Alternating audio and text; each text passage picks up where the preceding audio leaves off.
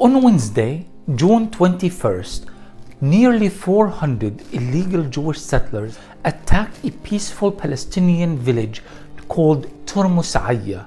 It is located north of Ramallah.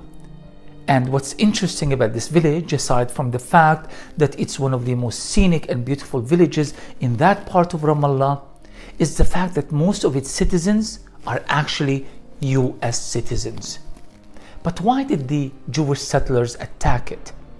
They attacked it hours after a Palestinian, or rather two Palestinians, were accused of attacking Jewish settlers in that area near a settlement called Eli.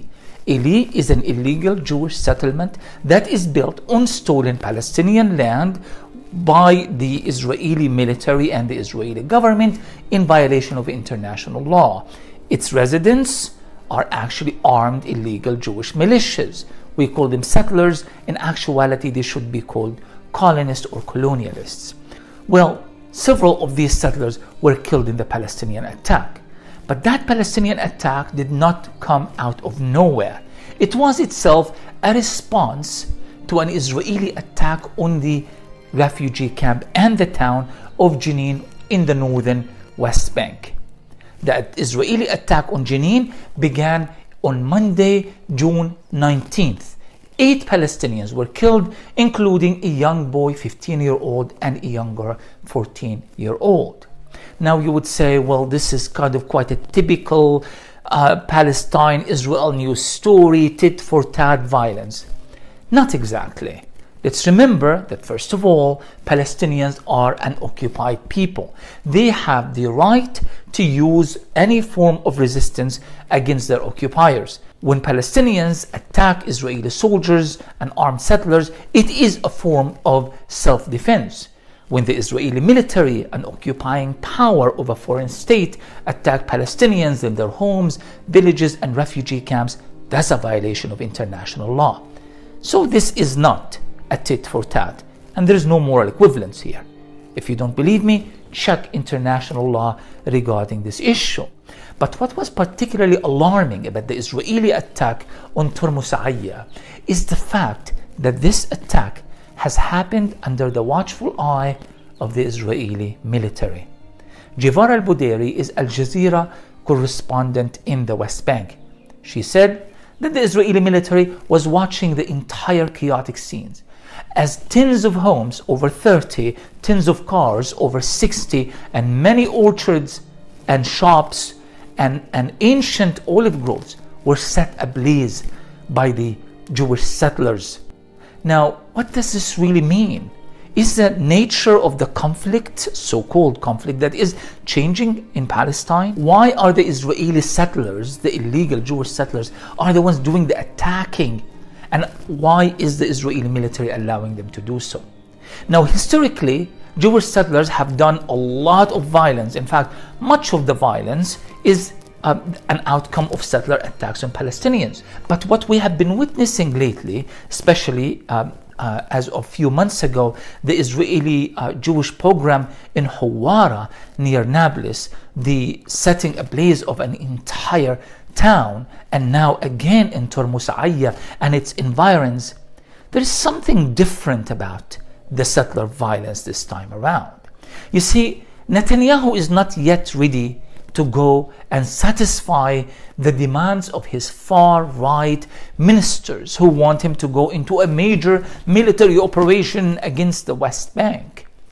Netanyahu doesn't want to do so because he understands that there will be political consequences of such action, and the outcome could achieve a paradigm shift that might not serve Netanyahu's interest.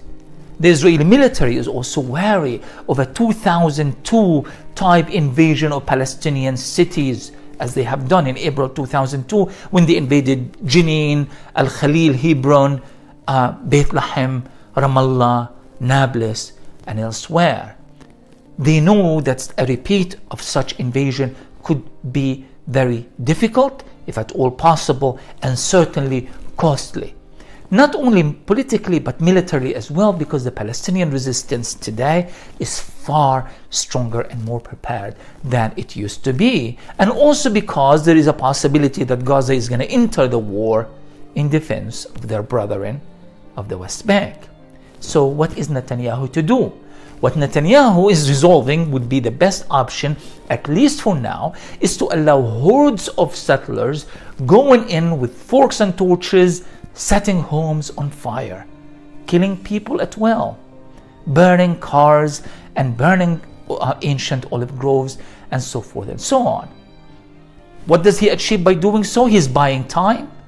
The settlers are feeling satisfied that they have exacted their revenge from the Palestinians, and the Israeli government is yet stable for another day.